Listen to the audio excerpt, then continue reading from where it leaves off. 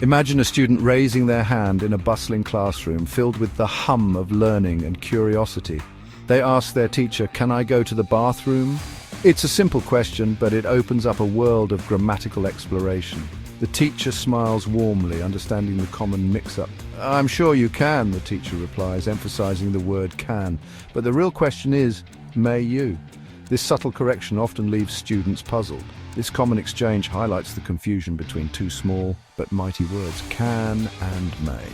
Both are verbs, but they serve different purposes in the English language. Can refers to the ability to do something. It's about whether you are capable. For example, "Can you lift this box?" means, are you physically able to lift it? On the other hand, may is about permission. It's asking if you are allowed to do something. So, "May I go to the bathroom?" is asking for the teacher's permission. Understanding this difference unlocks a key part of English grammar: modal and auxiliary verbs. These verbs might seem tricky at first, but don't worry, they are like tools in a toolbox. Once you know how to use them, you can build stronger, more precise sentences. Imagine constructing a sturdy bridge with the right tools. That's what these verbs do for your language skills. And your English will really shine. You'll feel more confident in your speaking and writing, just like a student who aces their grammar test. So let's embark on a journey together. A journey where we delve deep into the fascinating world of modal and auxiliary verbs. We will explore their uses, their nuances, and how they can transform your communication. By the end of this journey, you'll have a solid grasp of these essential grammar tools. Get ready to become a grammar master. With practice and understanding, you'll navigate the English language with ease and precision. Let's get started. Before we dive into the specifics of modal verbs, let's understand their role within the larger context of auxiliary verbs. Auxiliary verbs, also known as helping verbs, are essential components in the structure of English sentences. They work alongside main verbs to add depth and clarity to the action or state being described. Without auxiliary verbs, our sentences would lack the nuance and precision needed to convey complex ideas effectively. In the world of grammar, verbs are the action heroes. They are the words that bring our sentences to life, showing us what is happening, what has happened, or what will happen. Just like superheroes in a story, verbs drive the action and keep the narrative moving forward. They tell us what's happening, whether it's running, jumping, thinking, or feeling. Verbs are at the heart of every sentence, providing the essential information about the action or state of being. But even heroes need sidekicks. Just as Batman has Robin, main verbs often need auxiliary verbs to help them out. These sidekicks support the main verbs, adding additional meaning and helping to form different tenses, moods, and voices. That's where auxiliary verbs come in. They are the helpers. They assist the main verbs in constructing more detailed and nuanced sentences. Without auxiliary verbs, our language would be much more limited in its ability to express time, possibility, obligation, and other important aspects of meaning. They add detail and nuance to the main verb. For example, auxiliary verbs can indicate whether an action is ongoing, completed, or yet to happen. They can also help to form questions and negatives, making our communication more versatile and precise. Think of auxiliary verbs as the Robin to the main verb's Batman. Just as Robin supports Batman in his crime-fighting endeavors, auxiliary verbs support main verbs in conveying the full meaning of a sentence. They work together seamlessly to create a complete and impactful sentence. By combining the strengths of both main and auxiliary verbs, we can construct sentences that are rich in detail and meaning, capable of expressing a wide range of ideas and emotions.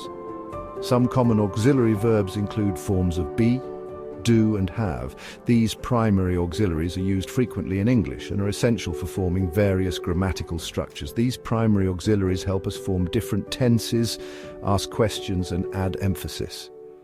By mastering the use of auxiliary verbs, we can enhance our ability to communicate effectively and accurately in English.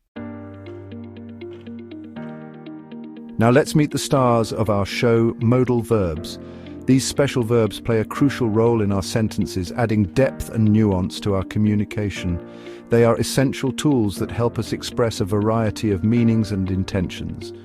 These special verbs are like the secret agents of the grammar world. Just like spies, they operate subtly but effectively, influencing the meaning of our sentences without drawing too much attention to themselves. They can change the tone and intention of what we say, making our language more dynamic and versatile. They add layers of meaning to our sentences. Imagine a cake with multiple layers, each one adding a different flavor and texture. Similarly, modal verbs add different shades of meaning, making our sentences richer and more expressive. Whether it's indicating possibility, necessity, or permission, these verbs enhance our communication. They express a range of possibilities, abilities, permissions, and obligations. For instance, when we say "you can do it," we're expressing ability. When we say "you must do it," we're indicating obligation. These verbs help us convey different levels of certainty and necessity, making our intentions clear. Modal verbs are a special type of auxiliary verb. Unlike regular auxiliary verbs, which simply help form different tenses, modal verbs add specific meanings to the main verb.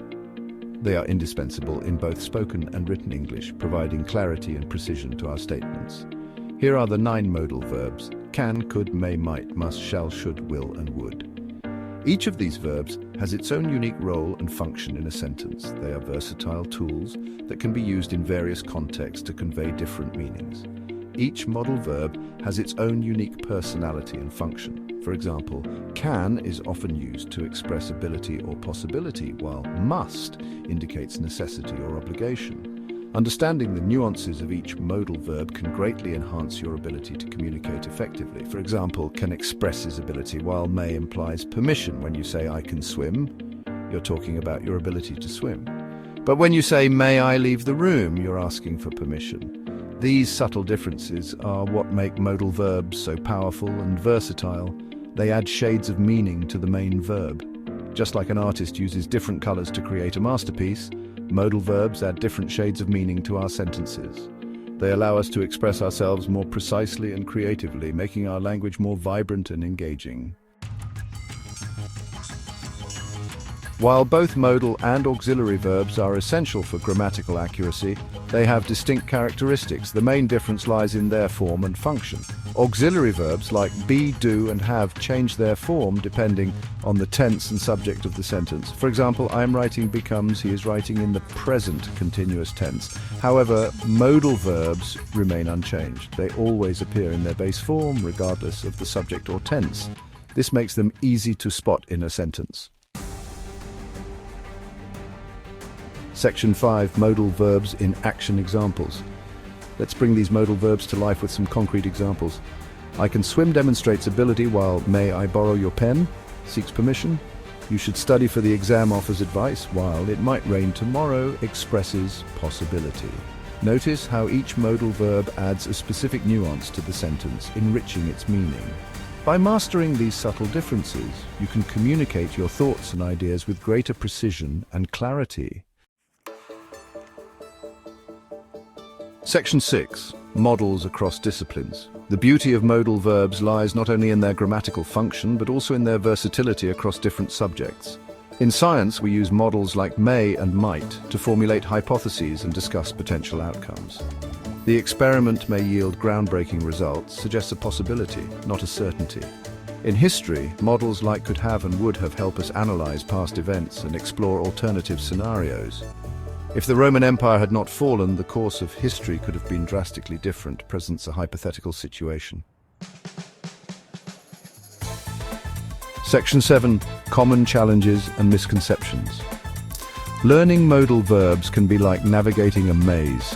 There are some common pitfalls and misconceptions that trip up even the most diligent learners.